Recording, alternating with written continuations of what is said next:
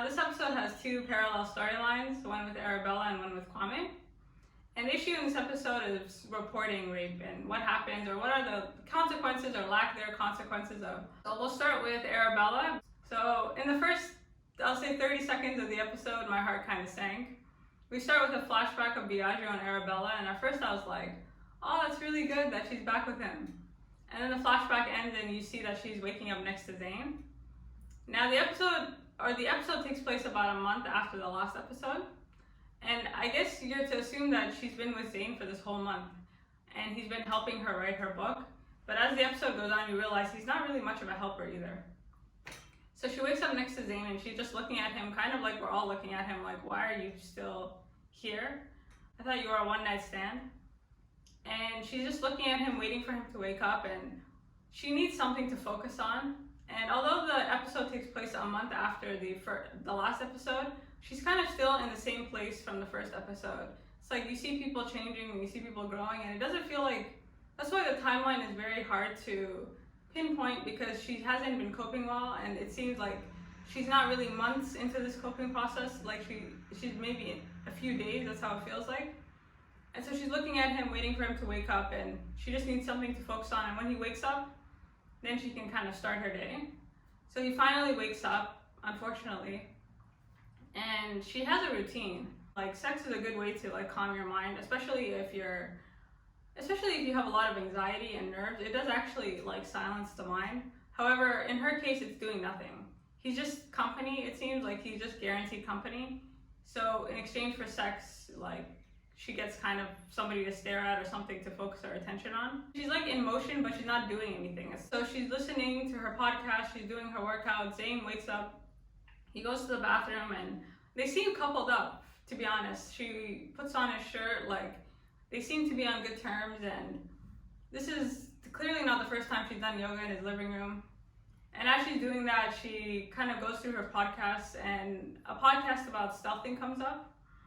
And this is, I mean, talk about it just came up. So the podcast basically describes stealthing and secret condom removal, and basically how there are Reddit threads helping men get away with this. And this is true. There's actually Reddit forums for how to get sex from women, and her heart sinks. So you have to imagine, she's in her underwear with Zain's shirt. She doesn't even grab her stuff. She doesn't even change. She doesn't even wait for him to get out of the bathroom. She just like leaves the apartment. She leaves the apartment and she's walking kind of half naked down the streets of London. And thank God she's in London, because I guess they've seen worse. Like, this is not surprising. And she kind of pops into a random store and buys a pair of pants. My impression of this was that she just, initially when she finds out, you can see the shock, like she's about to go into the bathroom and possibly kill Zain. Instead, she just walks out. And I think she's really trying hard to suppress. Like, she doesn't want to get angry, so she just kind of keeps it moving. She eventually goes to the hair salon, and at the hair salon, she gets two phone calls, one from her publishers and one from the police. And that was interesting, because I thought we were done with the police investigation at this point. I assumed that she reported it, but the thing with rape cases is that they're like notoriously hard to prove. And so her first stop is to the police, and she shows up with her head completely shaved. And this is significant because later on, after the police interview, they kind of make like a Britney Spears joke. I don't know if you guys remember that phase when Britney kind of shaved her head off, and it's kind of like, it's Britney bitch, it's like Arabella bitch. As soon as they reference Britney Spears, this was great foreshadowing, because she does have kind of, Arabella later, as we'll see, will have like kind of a mental breakdown of her own. And so she shaves her head off, and she kind of has this kind of like manic energy that will later kind of translate through the episode.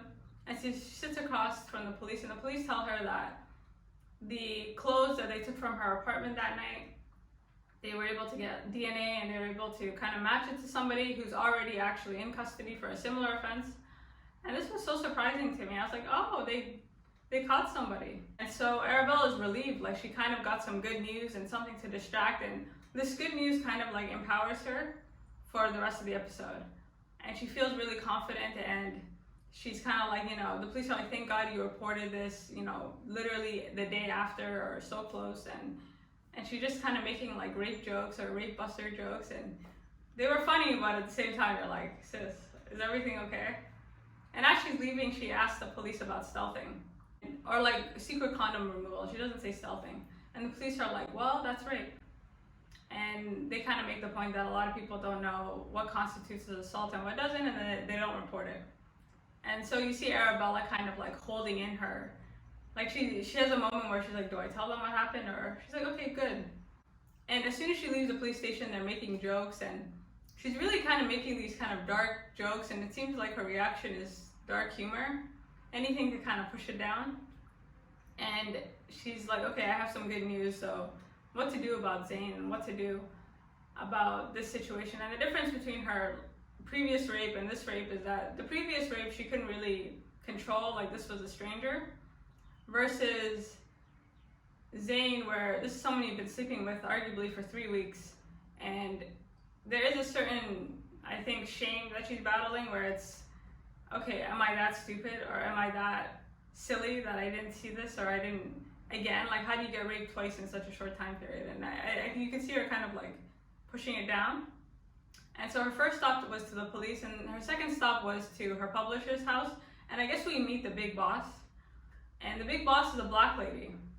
And her name is Susie Henny. So she comes in, Arabella comes in with her bald head, and everybody's looking at her like, what happened to you? Like, are you okay?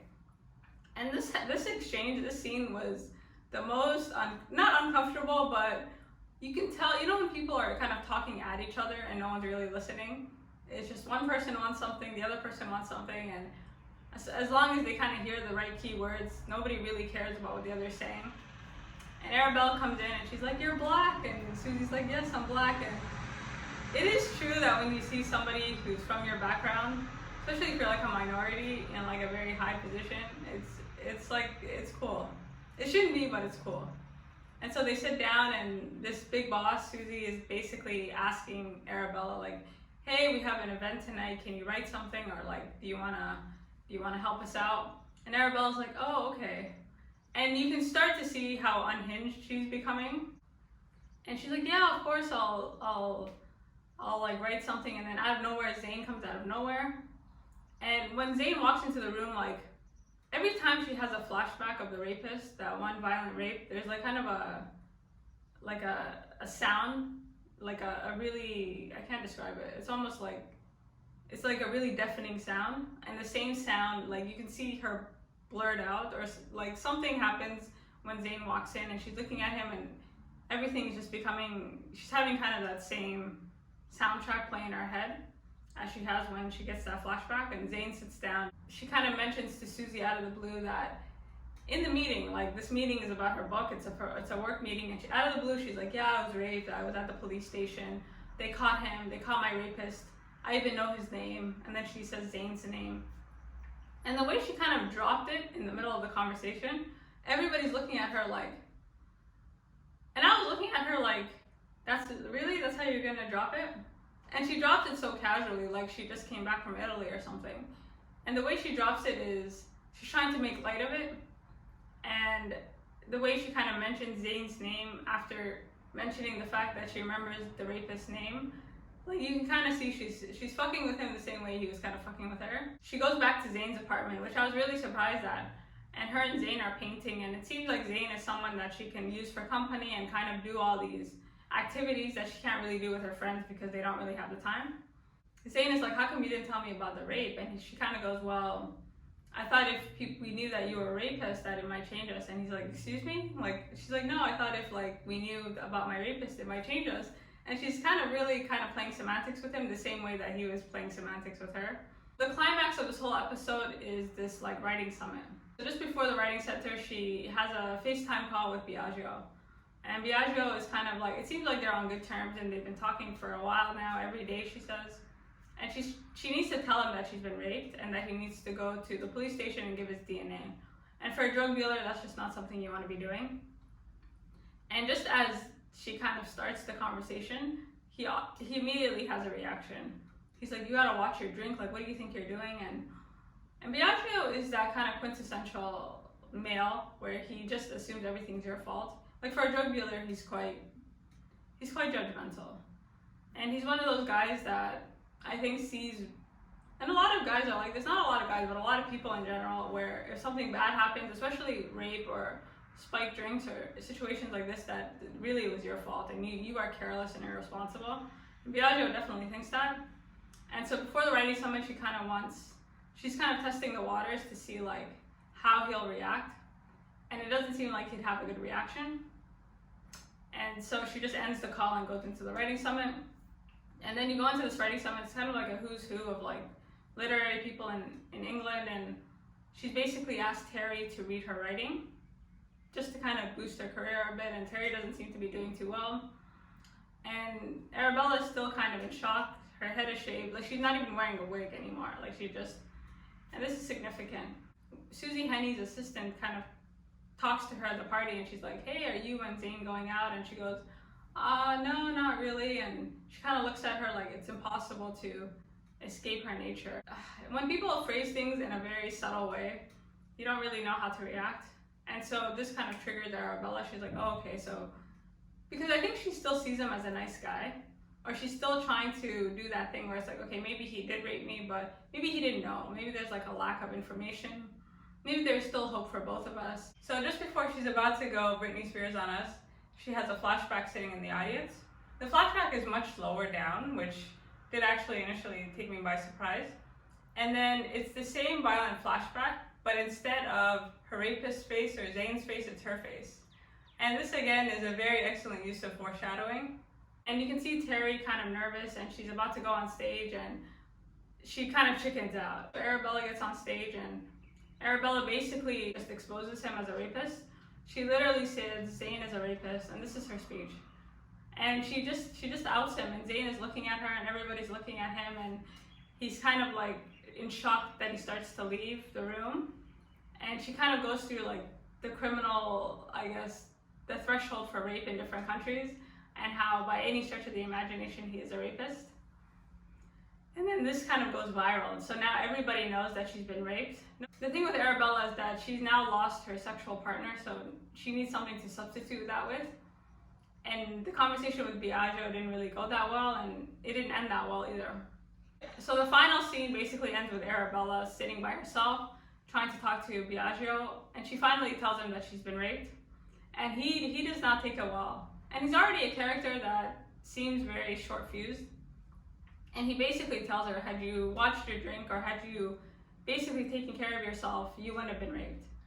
And she just hangs up. She's like, please don't ever talk to me again. And she closes the laptop. And some part of her knew that this is how he would react. And that's just his nature. Like, he's not a very understanding or compassionate person. And it's funny because for a drug dealer and for someone who kind of facilitates people to that state, or like facilitates people who do put people in vulnerable positions, just like Arabella was, he doesn't really see the hypocrisy in his judgment, but he just wasn't having it. And she closes the laptop and she didn't get the reaction she wanted, she didn't get the understanding she wanted. And I think she hoped by calling out Zain and pushing the fall, knowing that he would not react that way. Okay, so after the conversation with Biagio, she's sitting in her bed alone.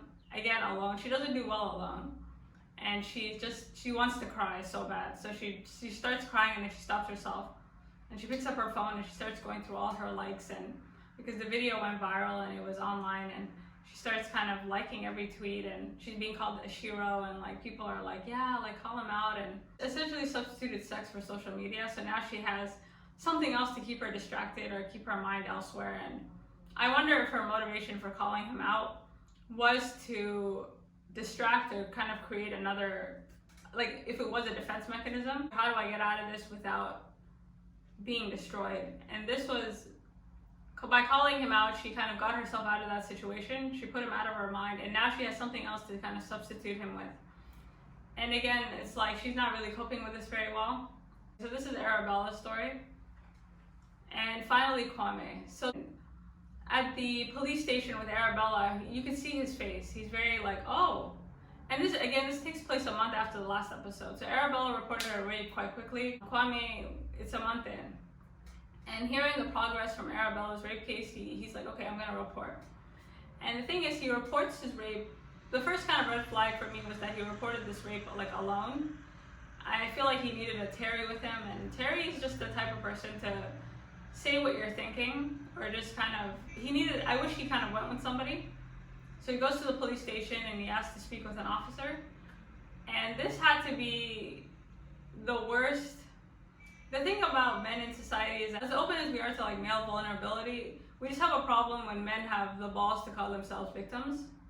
I think for men, you always have to look like you can kick somebody's ass. Like, you can be anything, but you can't be weak. And to openly admit that you let another man take advantage of you, or you let someone take advantage of you, and you were unable to kind of retain control, I think as a society we just have a hard time accepting that. I think with gender norms we're more flexible towards females, but not so much with men, especially with like male victimhood. And you kind of see that in this conversation. And so he kind of goes in, and this officer comes in, and he's like, okay, I need a name, I need all this information. And Kwame's like, I have his address.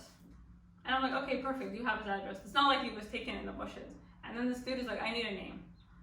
And he was kind of trying to hint to him that I found him on Grindr, or I find him. And to be honest, like, the police should know that. I don't know if they have like sensitivity training when it comes to apps and like these kind of things, but it's just kind of, you can see already this officer doesn't really know what he's doing, or he doesn't really care. And so Kwame's like, his name is Horny Man 808. And as soon as he said that, as soon as he said the name, the officer the whole interview looked like he had this like obnoxious smirk on his face. He kind of has that look that teachers have where you're like, oh, I can't wait to tell all my friends about this like student that's just ridiculous. Like, he looks like it was almost like he was doing an interview not with a police officer, but with like a gossip columnist. And all the questions the police officer was asking was just so gossipy, and he had this smile on his face like, oh really, that's really fucked up, like, oh my god. Like, he clearly had some joy, especially when you compare it to like Arabella's interview, where you had those two women and they were super comforting, and they were super nice, and they were super, you know. And so the officer is questioning Kwame, and he's like, okay, well, what happened? And then as he's questioning him, the officer's clearly out of his depth, and he asks for a description, and Kwame's like, well, he's a black guy, and the police officer's like, well, they're all kind of black. And then he kind of stops himself, like, you know what, actually, I'm gonna go get somebody else. And this was awkward. It's like, you started the interview, you had your laugh, and now you want to go get someone else. Why didn't you get somebody else in the first 30 seconds if you knew there was a problem? And just before he leaves, he kind of goes, were you raped, or did you have a sexual assault? And this is an awkward question, because after the police station, Kwame himself doesn't know. He's kind of Googling, is consensual humping rape? And Kwame is just looking at him like, isn't that your job to figure out if I was sexually assaulted or raped? Like, isn't that you, officer? Like, isn't that? And he's like, I don't know. And then he goes, well, how would you check? And this just gets more and more intrusive, and Kwame's like, well, I'd stick my finger up my anus. And then the police officer's like, too much information. Like, he's clearly, I mean, I thought this was like a no judgment free zone, and he kind of looks at him like, this is, like, he's really gaining some type of like satisfaction listening to this. And he leaves the room, and he doesn't even close the door. And there's a scene just before it cuts away. On the door it says, please leave this door closed because you're putting people in danger.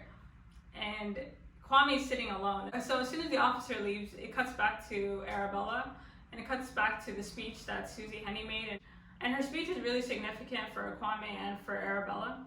So in the speech, she basically says that, you know, the importance of reading, and the more you read, the more you learn to identify what people don't say, and the more you're able to use language as a form of power. And this power can either corrupt people or enlighten the truth. And in reading between the lines, you learn how to decipher what people really mean.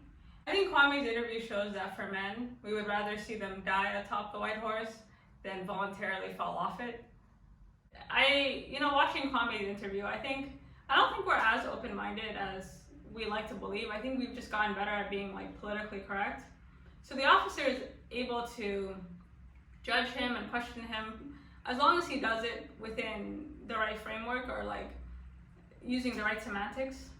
Because he kind of even says in the interview, he goes, well, how come you didn't report it outside? Like, you know, you could use this, basically saying, are you sure you want everybody to know you're gay? Like, are you on the down low? Kind of shaming him, not only for this assault, but kind of being a gay man as well. Like, are you sure this is something you want people to know? Like, this is basically what he's saying without saying it. And I don't think we're especially when it comes, like, if women are treated like shit, male victimhood is just non-existent, I think. And you see that in the way he's treated here, and just the lack of, I think with men, it's like anonymity. This officer, I think, was basically using the right words, saying, do you really want people to know that you're you're weak. Like that's basically the vibe I got from him. And even his condescending tone, like when Kwame was trying to explain things, the officer's like, I know how to use a phone. And he was just so, like, I can't believe this dude. What I got out of that is how easy it is to judge somebody or say something without saying it. And I think we're better at being politically correct or expressing our disapproval of other people. Or I don't think gender norms have changed that much, especially for men. I think they're still very draconian in some cases. It's like you can be as open and vulnerable as you like. You just can't really be, there's just a limit to that. And the whole episode is Arabella goes through a whole day. Meanwhile, Kwame is stuck in this room. For men, like community shaming is a real thing. And the whole time he's in this room, I just felt like he was in purgatory. Like he's sitting there and it feels like he's being shamed. It feels like the door is left open kind of as like, do you want to go? Like, are you sure you want to proceed? That's how I interpreted that whole scene. Like, are you sure? And Kwame is just, now he just feels like shit. Like, not only does he feel like a victim, now he just feels like, did I bring this upon myself? Like, I mean, literally a whole day goes by and Kwame's just sitting in that room all by himself. And the episode, you know, you see one female officer comes by and he's kind of excited. He's like, finally somebody. And she's like, no, I don't really care. Like, I'm just seeing if you're okay. And you just know if that female officer was looking at another female, she probably would have stopped. Instead, she kind of just kept going. Again, there's just no sympathy for the male victim. And the fact that he had the balls to report it was quite impressive. And then finally, the same officer comes back and says, listen, there's no point in us even investigating or looking into your case because you had consensual sex, so we can't really prove the rape. Basically saying we don't really care and I'm surprised you're still here. And the real punchline is the fact that just as Kwame was about to leave, the officer's like, hold on, I'm gonna get somebody to escort you out. And it's like, but you're here, why can't you escort me out? And again, he's stuck in purgatory. He's just, the whole episode he's just kind of stuck in his shame and his guilt. And like he went in with such optimism and he just left kind of defeated. And finally, when Kwame is back in his room, he gets a text from Terry saying, hey, look, like, check your social media, like, this dude has been exposed. And Kwame is sitting there like, people won't even hear me out, like, and I think with men, when they become victims, they just stay quiet, like, in general, like, as a man, I think you're taught to, like, be quiet and keep things, like, bottled up. And you see him sitting on his bed, and he's like, I don't really care what's happening with Arabella or Terry, and he's just sitting there, like, completely defeated, and he spent the whole day basically at the police station, morning to night, and with no result. And now he feels like shit. So when I'm looking at the whole episode as one, reporting can do one of two things. It can either empower you or it can really feel you like broken, shattered, alive. With Arabella's case, I think in her kind of exposing him, it was more as a defense mechanism for her. The odds of Zain actually being prosecuted is slim to none, because in these types of cases, they also take in a person's like personality and the fact that he probably went to Cambridge would help. In kind of outing him publicly, she did gain some power back and she did gain some control back. Arabella, to me, is not coping that well. This kind of public scene was just another distraction. She keeps substituting distractions for other distractions. And how this will play out. My feeling is that she's kind of bottling all this up. Like she still hasn't, the closest we got was at the end when she starts crying, but then she stops herself. So anytime she's able to get even close to some type of reaction or anger, she kind of either substitutes it for humor or it was sex and now it's social media. So I'm not really sure how that'll progress, but it doesn't seem to be going too well. And then Kwame can't even report his rape. The police basically said we're not even gonna try. And when you do report a rape or you do kind of, you are giving up a degree of control, and in kind of giving up that degree of control, he got nothing back. And instead he kind of lost a degree of autonomy that he had before he walked into the police station. And this is why when you're watching Kwame, you're just like, this is why males don't report rape. This is why a lot of people don't report, because they're kind of made, especially crimes like rape and assault, people just kind of look at it like, okay, what did you do to bring it about? And as soon as Kwame said horny man 808, the police officer was like, okay, I'm done. And I don't know if these people need sensitivity training or what, but this was a really good episode, and I really do like the dual storylines, and I do like how they transition from one scene to the next, and the kind of attention to detail. Like, they are two different storylines, but they're connected in a way that brings about the bigger picture of the entire show. Anyways, thank you so much for stopping by. Let me know what you think, and until next week.